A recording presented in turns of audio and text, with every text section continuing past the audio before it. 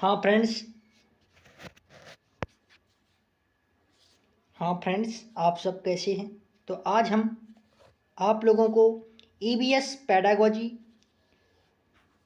इस क्लास में EBS pedagogy की क्वेश्चन करा रहे हैं और सीटेट एग्ज़ाम में जो क्वेश्चन पूछे जाते हैं वो सभी क्वेश्चन प्रीवियस ईयर हो चाहे वो न्यू पैटर्न के आधार पर ऑनलाइन में जो क्वेश्चन पूछे गए हैं वो सभी क्वेश्चन इस क्लास में लिए गए हैं। तो पहला क्वेश्चन है साबुत मूंग या चना को रात भर पानी में भिगोकर फिर 1-2 दिन छोड़ देते हैं। सबसे पहले जो भाग अंकुरित होता है वह है कौन सा है? तना, पत्ती, जड़, फल।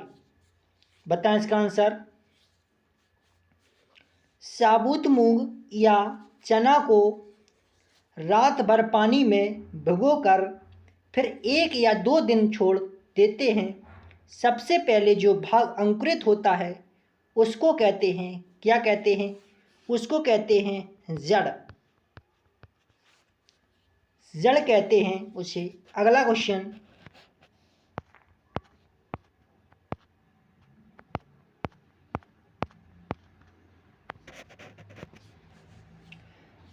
वांड की उपस्थिति को जांचने के लिए आयोडीन के हल्के घोल से परीक्षण करने पर निम्न में से कौन सा रंग आता है? नीला काला, नीला नारंगी, नीला बैंगनी, नीला हरा। बताएं इसका आंसर।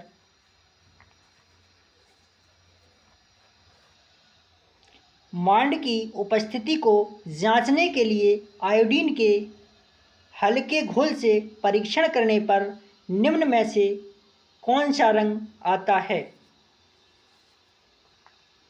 वांड की उपस्थिति को जांचने के लिए आयोडीन के हल्के घोल से परीक्षण करने पर निम्न में से कौन सा रंग आता है? नीला काला, नीला नारंगी, नीला बैंगनी, नीला हरा। तो जो रंग आता है नीला बैंगनी। कौन सा? नीला बैंगनी आता है। अगला क्वेश्चन,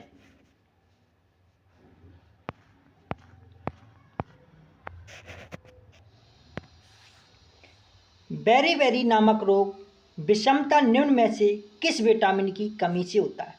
तो बेरी रोग है वो किस विटामिन की कमी से होता है? Vitamin B12, B1, B2, B3। बताएं इसका आंसर। वेरी नामक रोग किस विटामिन की विषमता के कारण होता है? वेरी नामक रोग है वो विटामिन B1 की कमी से होता है। अगला क्वेश्चन,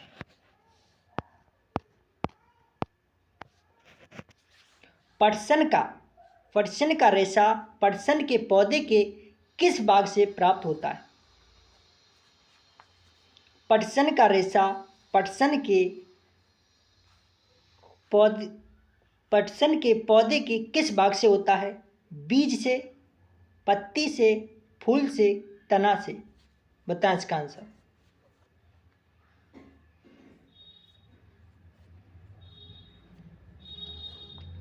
पटसन का रेशा पटसन के पौधे के किस भाग से प्राप्त होता है? तो वो होता है बीज से। किससे होता है? बीज से।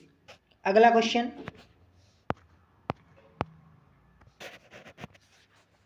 निम्न में से कौन सा जड़ नहीं है? कौन सा जड़ नहीं है? मूली, शकरकंदी, टेपियोका, आलू। बताएं इसका आंसर।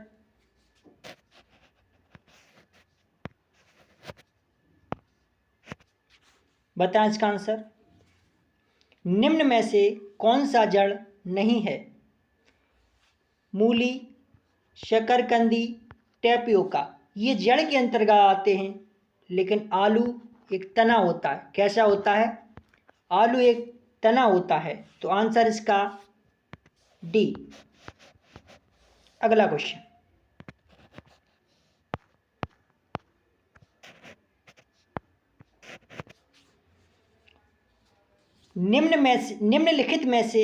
निम्नलिखित में कौन सा परजीवी पौधा है?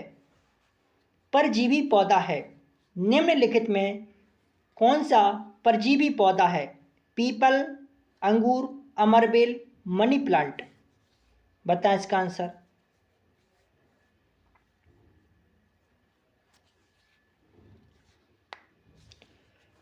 निम्नलिखित में कौन सा परजीवी पौधा है? निम्नलिखित में कौन सा परजीवी पौधा है?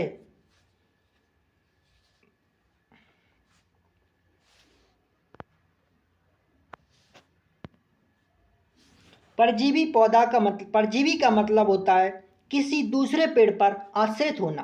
कैसा होना? दूसरे पेड़ पर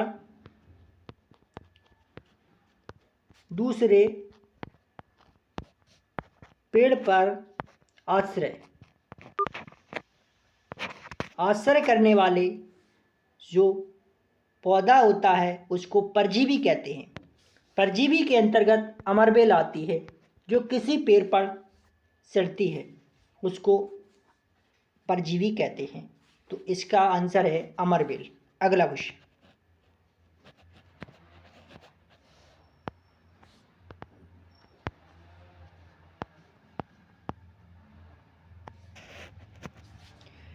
निम्न में से किन पौधों के बीज पशुओं द्वारा विस्थापित होते हैं?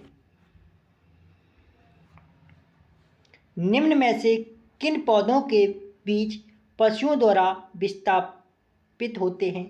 सहजन, ओक, मेपल या आम। बताएं इसका आंसर।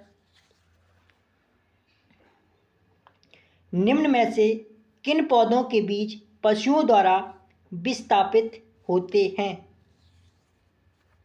बताएं इसका आंसर।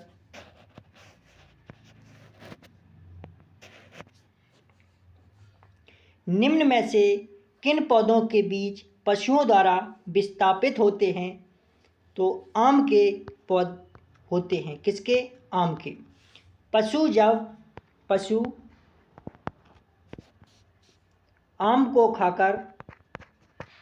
को खाते हैं और वो किसी जगह गोबर कर देते हैं, उससे जो पौधा बनता है उसको मेबल्स कहते हैं। क्या कहते हैं? विस्थापित कहते हैं। आंसर इसका डी। अगला क्वेश्चन,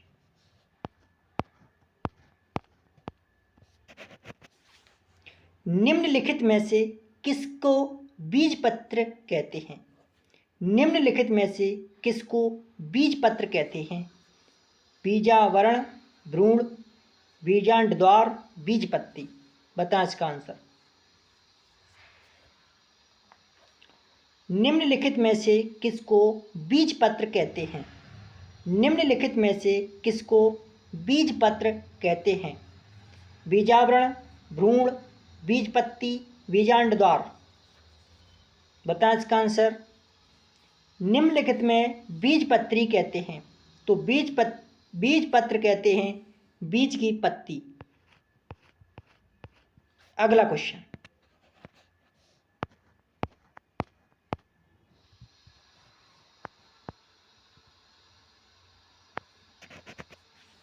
निम्न में से किन पौधों की जड़ों में नाइट्रोजन जोड़ने वाले बैक्टीरिया की ग्रंथियां नहीं होती हैं? स्वीट पी, मीठी मटर, बगीचे वाली मटर गार्डन, तुलसी, मूंगफली। बताएं इसका आंसर।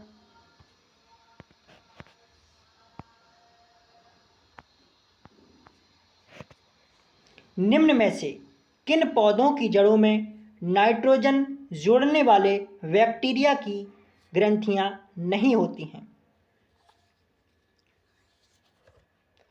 इसका आंसर बताएं आप लोग। निम्न में से किन पौधों की जड़ों में नाइट्रोजन जोड़ने वाले बैक्टीरिया की ग्रंथियां नहीं होती हैं? तो तुलसी का पौधा, इसमें बैक्टीरिया जोड़ने की ग्रंथि नहीं होती है।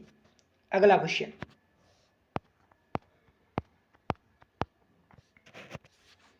पत्ती में सिराओं एवं छोटी सिराओं की व्यवस्था का नाम है? पटल, मध्य सिरा, सिराविन्यास, वृत्त या वर्णवृत्त वृंत? बताएं इसका आंसर। पत्ती में सिराओं एवं छोटी सिराओं की व्यवस्था का नाम है पटल, मध्य सिरा, सिराविन्यास, वृंत या पर्णवृंत? बताएं इसका आंसर।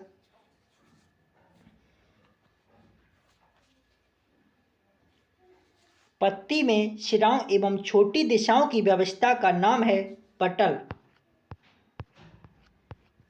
अगला क्वेश्चन,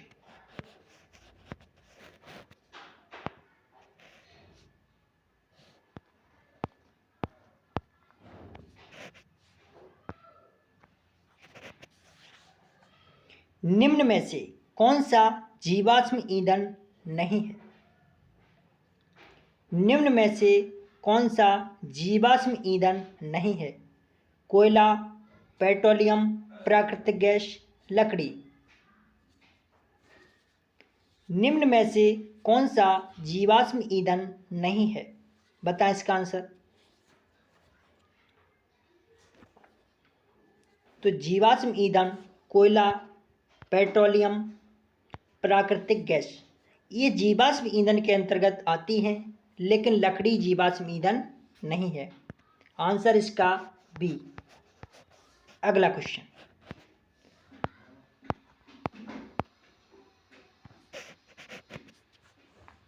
निम्न में से कौन सा ऊर्जा का परंपरागत स्रोत है? निम्न में से कौन सा ऊर्जा का परंपरागत स्रोत है? सौर ऊर्जा, भूगर्भीय ऊर्जा, ऊष्मीय ऊर्जा, जीवाश्म ईंधन, ज्वार भाटा ऊर्जा? बताएं इसका आंसर।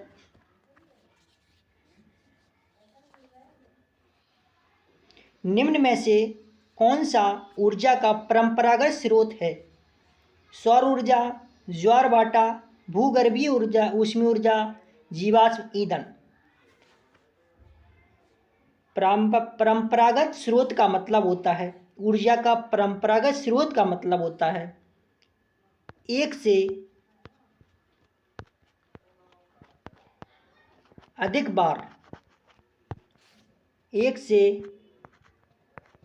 बार प्रयोग किया जाए, उसको कहते हैं ऊर्जा का परंपरागत स्रोत। तो ज्वार भाटा एक बार उपयोग के बाद दोबारा उपयोग नहीं होता। भूगर्भीय ऊष्मा इसको एक बार उपयोग करने के बाद दोबारा नहीं कर सकते। जीवाश्म ईंधन के अंतर्गत पेट्रोल, डीजल, कोयला इनको एक बार उपयोग करने के बाद दोबारा उपयोग नहीं कर सकते। लेकिन सौर ऊर्जा बार बार उपयोग कर सकते हैं। तो आंसर ए इसका करेक्ट। अगला क्वेश्चन,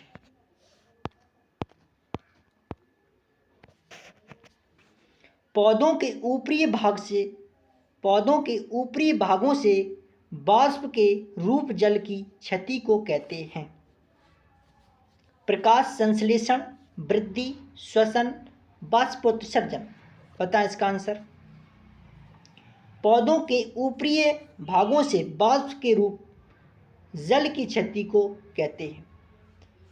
जो पौधों के ऊपरी भागों से जल का वाष्पीकरण होता है उसको कहते हैं, जल का वाष्पीकरण होता है और वर्षा होती है उसी को कहते हैं वाष्पोत्सर्जन। अगला क्वेश्चन,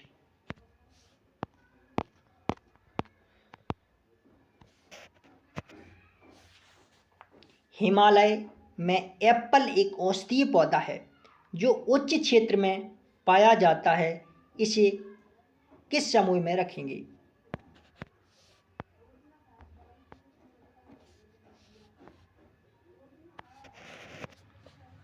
हिमालय में एप्पल एक औषधीय पौधा है जो उच्च क्षेत्रों में पाया जाता है, इसे किस समूह में रखेंगे?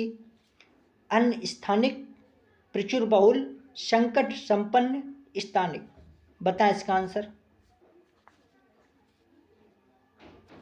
हिमालय में एप्पल एक औषधीय पौधा है जो उच्च क्षेत्रों में पाया जाता है। इसे किस समूह में रखेंगे? तो इसे रखेंगे स्थानीय में। स्थानीय का मतलब होता है कि किसी एक ही जगह उस चीज़ का विकसित होना, किसी अन्य जगह न होना, तो उसको स्थानीय कहते हैं, उसी को स्थानिक कहते हैं। Answer C. अगला क्वेश्चन,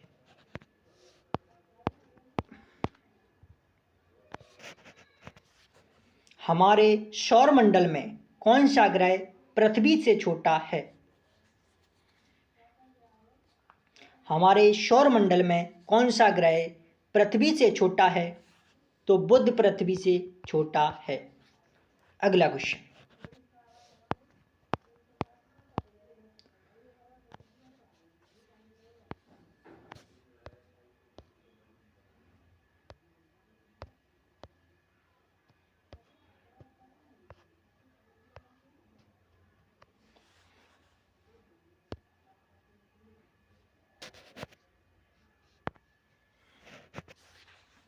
एनसीएफ।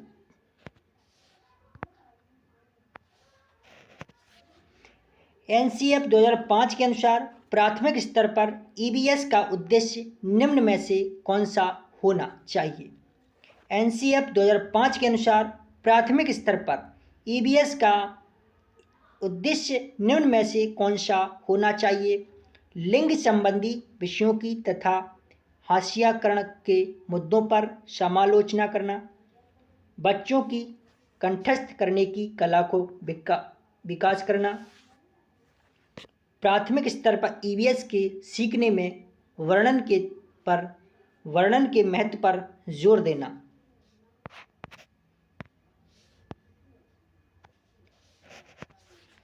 या फिर वातावरण संबंधी प्रमुख मुद्दों को पहचानना व प्रत्याहन करना।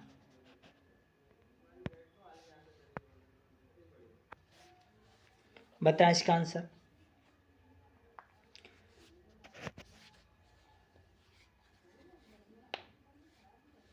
तो इसका आंसर है वातावरण संबंधी प्रमुख मुद्दों को पहचानना व प्रत्याहन करना।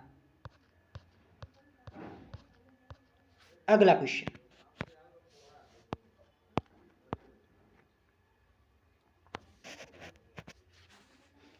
प्राथमिक स्तर पर ईवीएस की एकीकृत प्रवृत्ति को निम्न में से कौन अनुमोदित करता है? प्राथमिक स्तर पर ईवीएस की एकीकृत प्रवृत्ति को निम्न में से कौन अनुमोदित करता है? विज्ञान, सामाजिक विज्ञान तथा पर्यावरण शिक्षा की अवधारणाओं एवं मुद्दों का एकीकरण, बच्चे अपने पर्यावरण को एक संपूर्ण रूप में देखता है, यह थीम पर आधारित है। इसमें विज्ञान एवं सामाजिक विज्ञान के विषय तथा उपविषय शामिल हैं। तो प्राथमिक स्तर पर ईबीएस की एकीकृत प्रवृत्ति को निम्न में से कौन अनुमोदित करता है? विज्ञान, सामाजिक विज्ञान तथा पर्यावरण शिक्षा की अवधारणाओं एवं मुद्दों का एकीकरण, बच्चे अपने पर्यावरण को एक संपूर्ण रूप में देखता है, वह थीम पर आधारित है। बट इसमें विज्ञान एवं सामाजिक विज्ञान के विषय तथा उपविषय शामिल हैं। तो आंसर इसका है दूसरा, तीसरा, चौथा। अगला क्वेश्चन,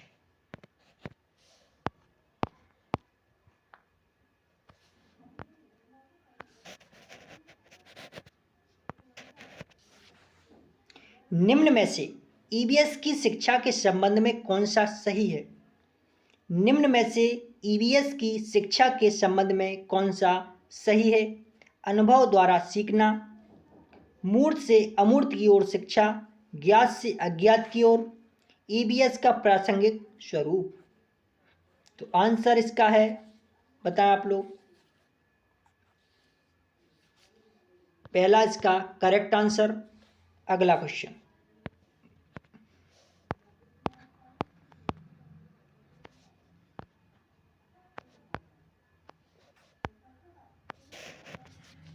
निम्न में से ईवीएस के पाठ्यक्रम का थीम कौन सा है? पाठ्यक्रम के थीम कौन सा है? निम्न में से ईवीएस के पाठ्यक्रम का थीम कौन सा है? कार्य एवं खेलकूद, चीज़ें जो हम बनाते हैं और करते हैं, पेड़ पौधे, जानवर। बताएं आंसर।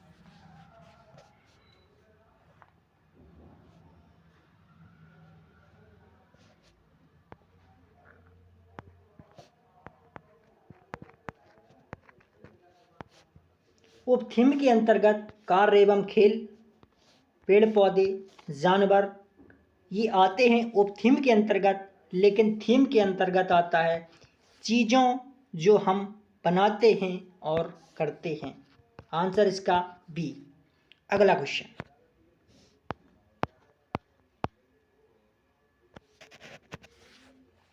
एनसीईआरटी की ईवीएस सत्र पुस्तक का अंतरिक्ष में सुनीता आधारित है।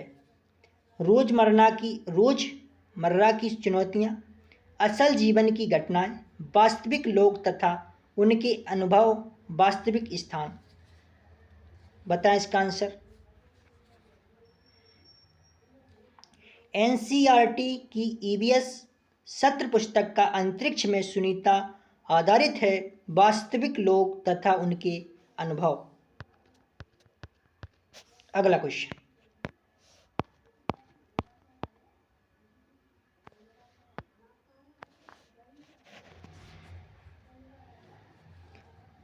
खाद्य पदार्थों के खराब होने तथा अपव्यय को खाद्य पदार्थों के खराब होने तथा अपव्यय को संबोधित करने के लिए निम्न में से कौन से संसाधन का सुझाव उपयुक्त है? परिवार के अनुभवों एवं पारस्परिक क्रियाओं से संबंधित व्यक्ति से साझा करना, इस विषय पर सिर्फ दृश्य या व्याख्या एवं विचार विमर्श, सोच स्याही जोड़ा एवं साझा। बता इसका आंसर। खाद्य पदार्थों के खराब होने तथा अपव्यय को संबोधित करने के लिए निम्न में से कौन से संसाधन का सुझाव उपयुक्त है? तो परिवार के अनुभवों एवं पारस्परिक क्रियाओं से संबंधित व्यक्ति से साझा करना। अगला क्वेश्चन,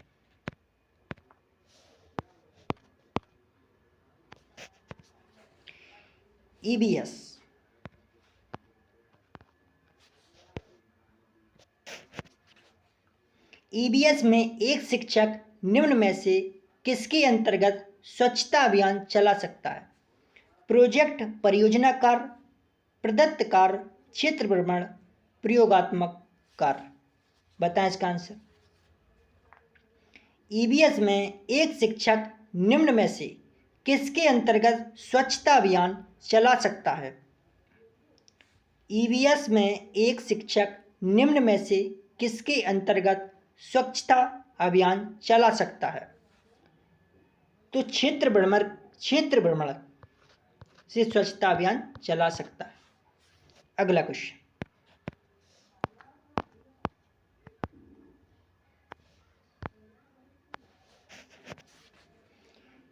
एनसीईआरटी के ईवीएस के अध्याय 15 कक्षा 5 में उसी से ठंडा उसी से गर्म नामक डॉक्टर जाकिर हुसैन द्वारा रचित एक कहानी का प्रयोग किया गया है।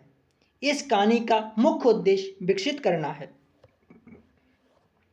जल चक्र के प्रत्यय का या फिर संघनन की प्रक्रिया का या प्राथमिक स्तर पर सांस लेने और छोड़ने की प्रक्रिया की समझ या छात्रों की रुचियां। बताएं इसका आंसर। एनसीईआरटी के ईवीएस के अध्याय 15 कक्षा 5 में उसी से ठंडा उसी से गर्म नामक डॉक्टर जाकिर हुसैन द्वारा रचित एक कहानी का प्रयोग किया गया। इस कहानी का मुख्य उद्देश्य विकसित करना है। जल चक्र के प्रत्यय, संघनन की प्रक्रिया, प्राथमिक स्तर पर सांस लेने और छोड़ने की प्रक्रिया की समझ, छात्रों की रुचियां। बताएं इसका आंसर। तो इसका जो आंसर है जल चक्र के प्रत्यय। कौन सा? जल चक्र के प्रत्यय। अगला क्वेश्चन,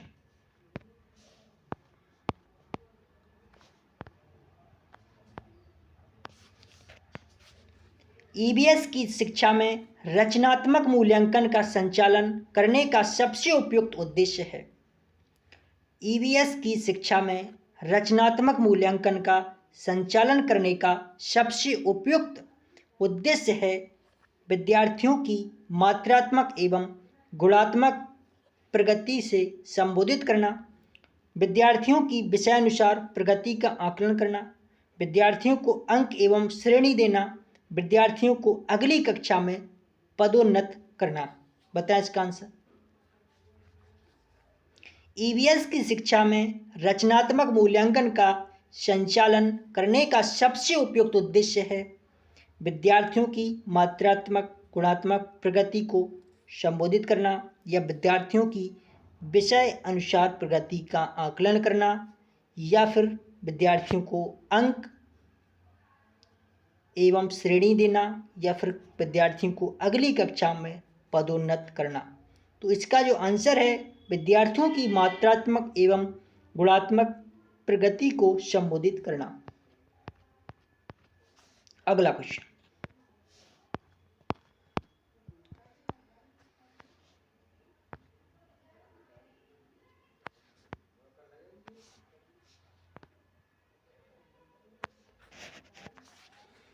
ईवीएस का शिक्षक सदैव अपने पास एक डायरी व कलम रखता है तथा अपने छात्रों के प्रतिदिन के अर्थपूर्ण एवं दिलयस्प व्यवहार का अवलोकन करता है। शिक्षक प्रयोग करता है दृष्टांत वर्णन उपकरण, पोर्टफोलियो, क्रम निर्धारण मापनी, रेटिंग स्केल या चेक लिस्ट जांच सूची। बताएं इसका आंसर। ईवीएस का शिक्षक सदैव अपने पास एक डायरी व कलम रखता है तथा अपने छात्रों के प्रतिदिन के अर्थपूर्ण एवं दिलयस्प व्यवहार का अवलोकन करता है। शिक्षक प्रयोग कर रहा है पोर्टफोलियो। अगला क्वेश्चन,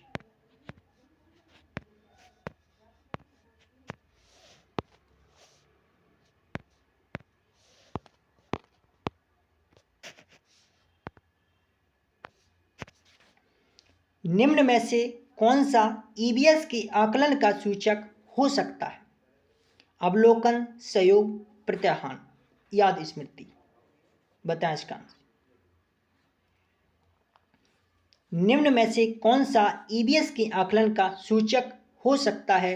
तो अवलोकन और सहयोग। आंसर इसका पहला। अगला क्वेश्चन,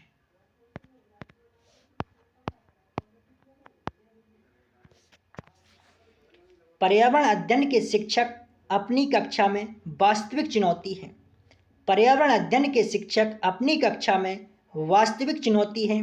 विद्यार्थियों को सूचना देना, विद्यार्थियों को कार्यपत्रक देना, विद्यार्थियों को सीखने का अवसर देना, गृह कार्य देना। बताएं इसका आंसर। पर्यावरण अध्ययन के शिक्षक अपनी कक्षा में वास्तविक चुनौती हैं, विद्यार्थियों को सीखने का अवसर देना। अगला क्वेश्चन,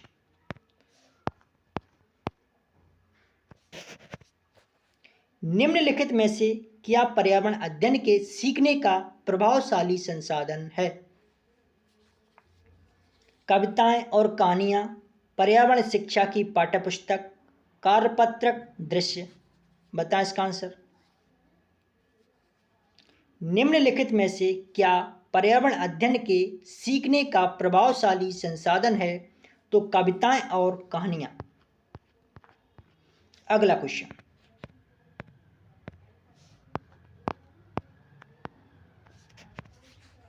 निम्नलिखित में से क्या पर्यावरण अध्ययन की पाठ्यपुस्तकों के अतिरिक्त एक महत्वपूर्ण संसाधन हो सकता है? समुदाय के सदस्य, विज्ञान प्रयोगशाला, पठन सामग्री, संसार का मानचित्र। बताएं इसका आंसर। निम्नलिखित में से क्या पर्यावरण अध्ययन की पाठ्यपुस्तकों के अतिरिक्त एक महत्वपूर्ण संसाधन हो सकता है? विज्ञान प्रयोगशाला। अगला क्वेश्चन।